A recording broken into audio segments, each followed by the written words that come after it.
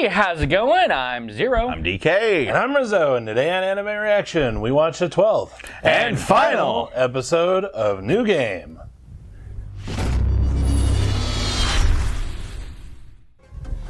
If you want to check out our reaction to the 12th and final episode of New Game, hit that link in the description below. And be sure to give us feedback in the comment section because we love hearing from you. And as always, if you like what you see, subscribe to Otaku Saga, and don't forget to like and share our videos. And thanks for watching.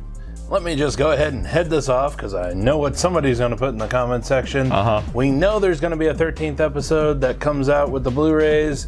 That's an OVA. That's an OVA. And we will get to it. We will watch it, but yeah, we will watch it as long as somebody posts it.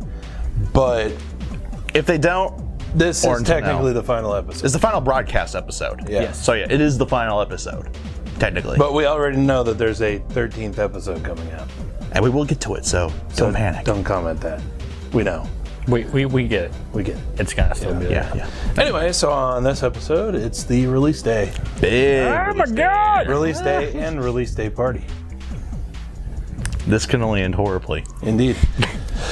As we saw in that stinger. Oh God. Okay, well we'll get to that when we get to funniest fucking. I don't know if That's I one want of to the talk. I don't know if I want to talk about the stinger. The stinger was there. Go watch it.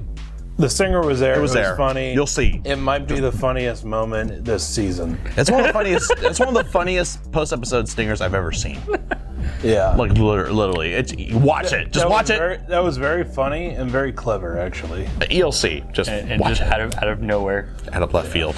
You didn't say Had it us coming. rolling for like 5 minutes. Yeah, it was awesome. Anyway, recap. So, Ko calls the staff to meet and go to a game store, presumably early in the morning, because they want to line up and get some pre-order bonuses or some release date bonuses from stores.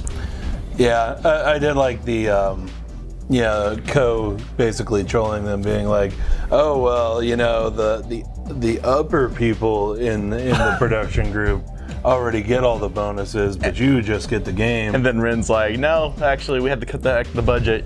We only get the game too." I'm gonna line up.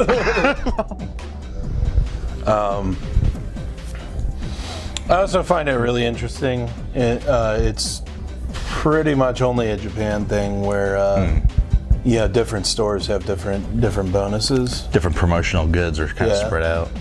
So either you have to buy multiple copies or you have to choose one. Like here in the U.S., you got GameStop, Walmart, and that's it. That's pretty much it, and I think only GameStop does anything remotely similar to what's going on here. Walmart did it once, but you had to find specific stores.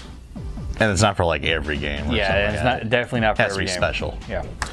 Yeah, the only one that does it here is GameStop. Like on the regular that does it here is GameStop. Pretty much the And only that's like, pretty much to promote you actually going to the store rather than just purchasing it online. Yeah, whereas in Japan you have like hundreds of kind of independently run game stores, each doing their own thing, and then studios kind of reach out by putting different promotional merchandise at each of them. Yeah.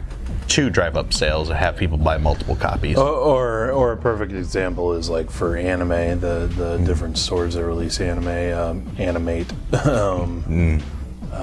else? I can't remember all the different stores, but there's usually like three or four different promotional items. So, or three or four different like groups of promotional items. Yeah. Yeah, it's to promote those sales.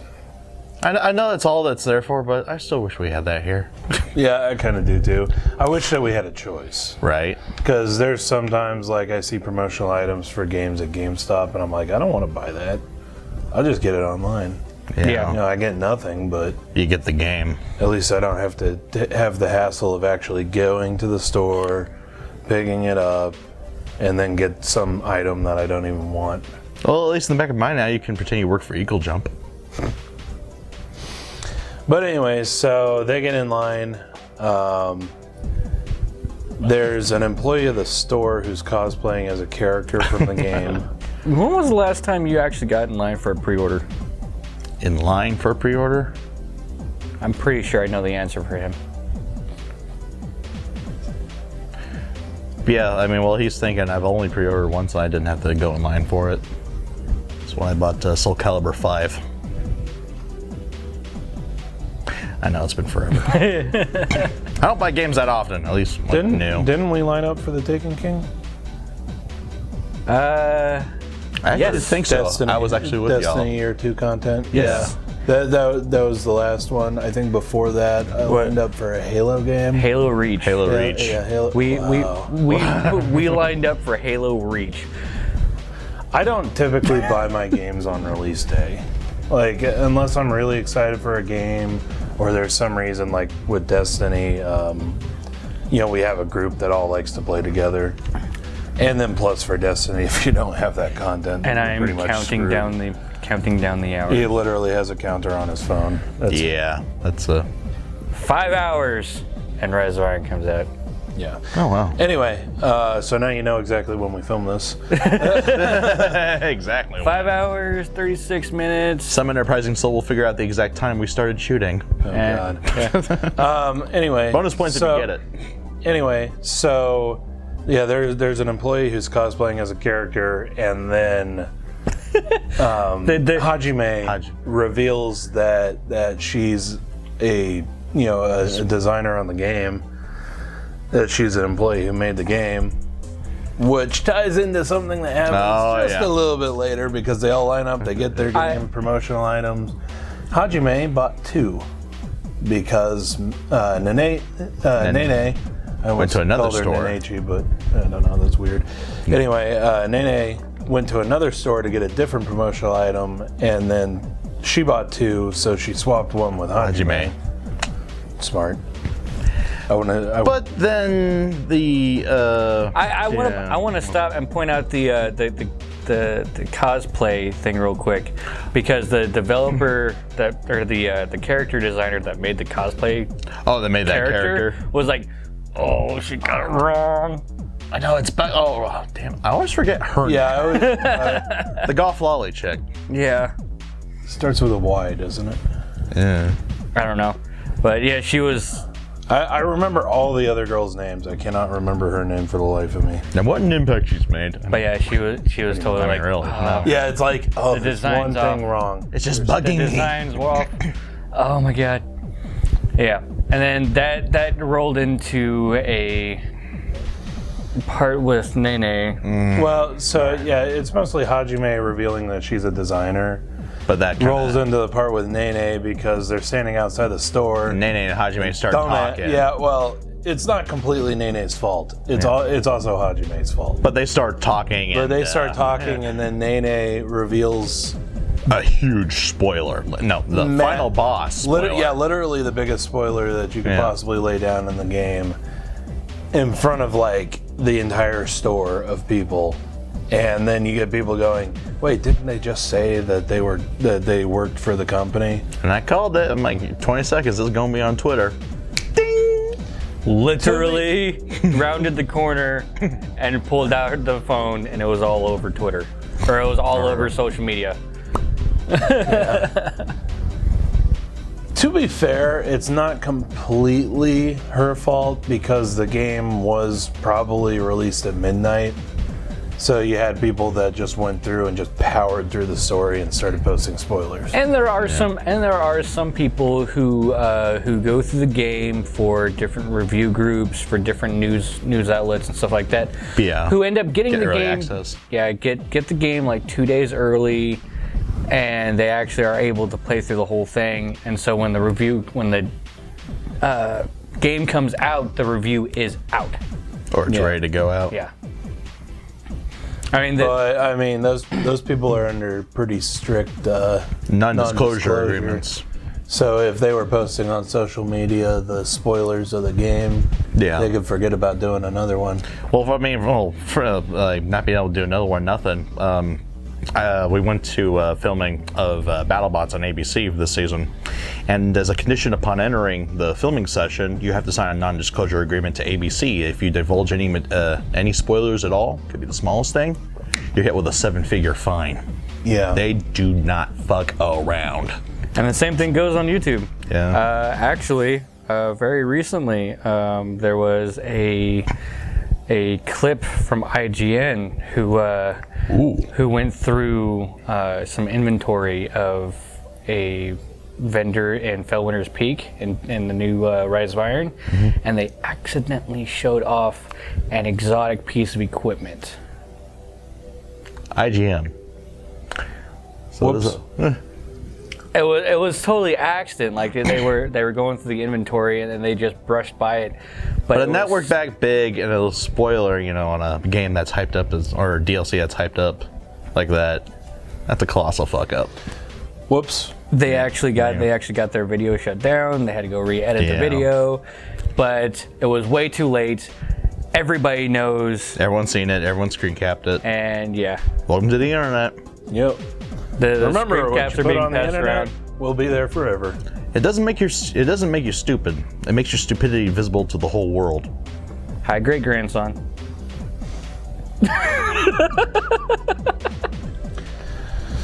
Anyway, so as it turns out, it wasn't that big of a deal that Nene, said that.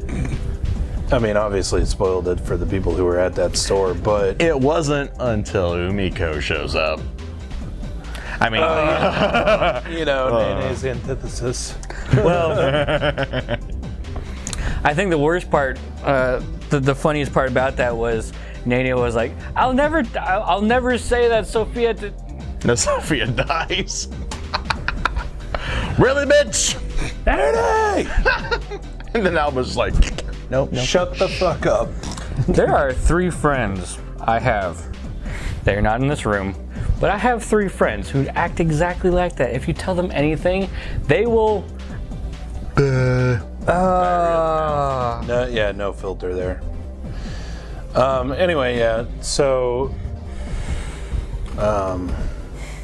Umiko shows up, drops that magazine where Ko was in the cute outfit. Oh, after scaring the ever-living shit out of Nene. Well, yeah, but she does that all the time. What did you say? What did you do? What did you do? Nothing. I know you did something.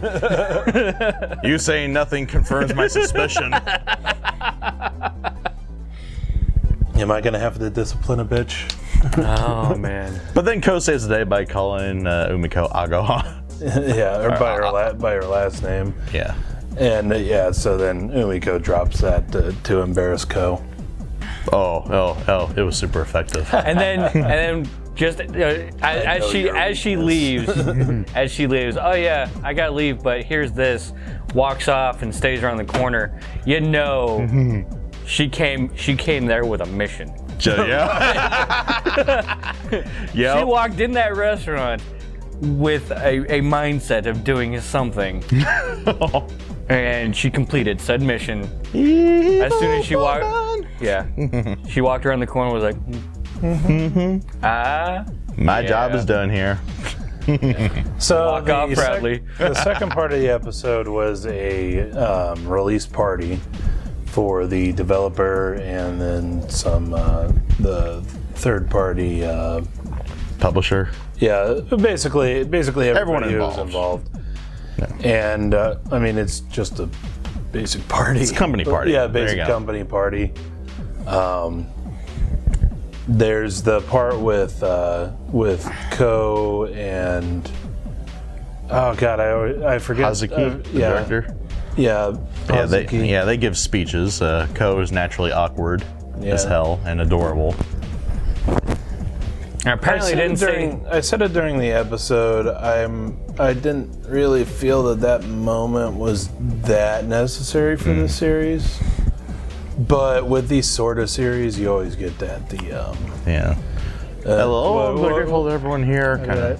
I described the type of series well earlier. It's like the girls only theme slice of life comedies. So your K-Ons, your Bakuons. Well, yeah, Zero. But the speech thing, I guess, really makes a little bit more sense. She was probably asked to speak by the director, or she was asked to speak by somebody higher up, and probably because she was up for a AD promotion. But yeah, basically, the director mentions that she's going to promote Ko's friend, Rin. Yeah, Rin Into a production. She's going to promote Rin into a producer role, an assistant producer, and then she wants to promote Ko into being the AD. But Ko's already tried to work AD on Fairies 2. And apparently it didn't go so well. Yeah. And been gun shy about it ever since. Sometimes you just don't have the right personality to work those roles. Like you gotta be a kind of specific type of person. Especially in a leadership role like a director or producer or anything like that. Or any sort of management. You gotta be able to push your people hard without pushing them too hard. Bend but not break. Yeah. And We are none of those. Yeah. Honestly, Ko is works very hard herself, so she expects everybody else to be able to work hard too. To keep up with her, kind of like yeah. But nobody can keep up with her. I would totally be that person. Yeah. Yeah. Like, I mean, kind of hits home for me because Ko and I actually kind of share a little bit of some personality traits, I think. But sometimes we can be, both of us can kind of be a little bombastic, if I can speak right. But in reality, we're both really introverted. So I actually remember not turning down outright, but not really pursuing a managerial role in my real life job because of a similar issue like that. I didn't think my personality would be a good match for the job at hand. Actually, I think we all had that same situation. That exact same situation. I've actually worked. I actually have an experience more similar to what Ko has, where I worked as in a managerial role, and I was decent at it, but it's not really something that I want to pursue again. The pay was good. The pay was good. Pay was good. The workplace was pretty cool. If it was too. for the right pay, I would totally do it again. Yeah, if we're talking about the same thing, it was pretty cool all around. But at the current incentives that I could make doing it for the amount of headache that it is, I'd really rather not. I'd really rather do something else. Yeah. So Anyway, so they start doing a raffle, and then Highlight of the night. and then Ko sneaks out of the party. oh yeah, I wanted to pause there at the party thing. A release like this where it's not online, I'm fairly certain that these parties are more or less commonplace, right? I do remember seeing a interview-esque thing with Bungie because their game is entirely online. That doesn't really happen with them. So they get to hit the button and launch everything, and then they had to sit around for a good 8 to 10 hours to make sure that everything is correct and everything's working. Find any bugs at launch. And they found tons of bugs at launch, and so they went right back to work. So it was launch, all right, yay, it's up, all right. Crap, the bugs are coming in. To be completely honest, I think that this particular series suffers from that, how do I want to put it? Suffers from that thing that you see in anime all the time with outdated technology. Oh. Because I'm sure when the creator of this series was more growing up, this would probably be more regular. Whereas now most games are online and they can fix bugs in post-release. And so I'm sure what the situation like with Bungie is more commonplace now than this would be. I'm fairly certain that when Square Enix finally launches Final Fantasy 15, Well, also another thing. they'd probably do the same thing. They'd probably do this. Yeah. Because theirs is very static. Once it's out, It's out. I think it's probably more of a Japanese thing. Yeah, I was about to say, it could be more of a cultural thing because big parties like this are very common in Japanese workplaces during their action. And I mentioned the tradition called the Bonenkai, or forget the year party they have at the end of the year. Long story short, they love to turn up when they can after work. Pretty much. Hey, when you work 78 plus hours a week, you do want to get drunk too. Just saying. Anyway, I probably wanna get some Ko sleep. sneaks out of the party. Alba follows her. They have a little bit of a moment. A little heart to heart. That was so stupid. That was the air. What the fuck? That was They're like- so stupid. Were they like sitting underneath like a turbocharged AC vent? What the hell? No, that's not even it. That's- Because yeah. basically the wind was coming from two separate directions. Yeah, it's just, Like It's the either- wind was coming from a point right in between them.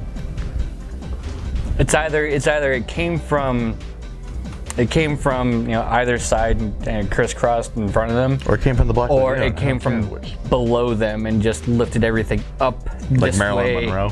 and it was just It was bizarre, and it's kind of annoying that Doug Kobo decided to do that, because I know that they could do so much better.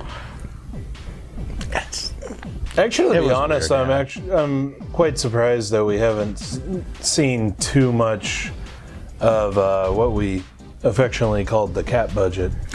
Because Doug Kobo did Sancho Sanya last season. Well, And you do see in a lot of their works, you see points where the animation is just really spectacular. Well, if they have separate animation teams, kind of like A1. Yeah, you can probably. you can tell differences in the animation quality. I mean, the animation in this show was it's still really good. good. It's still great. Like, but, yeah, it's still really good, but you don't see those points where it's just like super smooth. yeah, but there is a That noticeable difference. With A1, the difference is almost night and day. Like, I mean, look at SAO, then look at Denpa Kyoshi. Yeah. That was shit. This difference with Doug Kobo is a little more subtle, but I think it's because they blew the cat budget on Sancho Sanya. But I agree. But the whole wind blowing in the hair thing in completely separate directions made absolutely no sense. it was a little too out of the blue and a little too weird to be found funny. Yeah. I think that's what they were going for. It was so cheesy and the art to art was like so there. It was kind of like, romance movies playing like Rachmaninoff in the background or something. Yeah. But Maybe. Also, another little bit in the animation that I wanted to point out, which we pointed out in the episode, was the in the backgrounds, whoever was in charge of making the bland names. pick one, damn it. Like, seriously, pick one and stick to it. We haven't gotten 'Cause- past PS4. Okay, hang on. So it had Fairies being released on PZ3, And then they had which that's cool. The PS3 was probably like the manga for this probably was coming out kind of in between those. but yeah. So that makes sense. They're giving away PZ4s That makes sense. at the party, which makes sense if it's like right after the release. But when they're standing in line for the game, you see banners in the background where they're selling the the TZ Vita. I think it was a TS. So TS Vita, and then the TS6. Pick one, please. I think that was intentional just to piss people off. Well, my OCD really kicked in. It really pissed me off. Yeah. Hashtag triggered. I don't have OCD. Well, if it's those minute details, then we're going to nitpick at them. However, if it's something that's actually important, we're probably going to miss it. Who are you guys again? Yeah. Anyway, Day. What was the main character's name again? Alba. Guts. There we go. Alba ended up asking Yamiko for her autograph. go. Just Co. Just go. Oh, whatever. But yeah, Alba asked her for her autograph, and then they returned to the party. Yep. Alba dragging her by the arm. The only other funny bit that I want to add is Nene won in the raffle. Oh, God. And she won Of all a things. airsoft rifle that was donated by Umiko. Of all things. And then her and Umiko kind of had a little bit of a friend moment where, you know, Nene's like, oh, I can't wait until the next game that I get hired to debug. Oh, actually, hiring we're a going with a professional third-party company. We're never gonna hire you again. Yeah. We're not gonna hire you. Yeah. But I honestly think, I haven't read the manga for this, but I honestly think that probably later in the manga they're setting up for Nene to get probably a programming job. Because Nene herself said that she doesn't do art. You know, she's not that creative.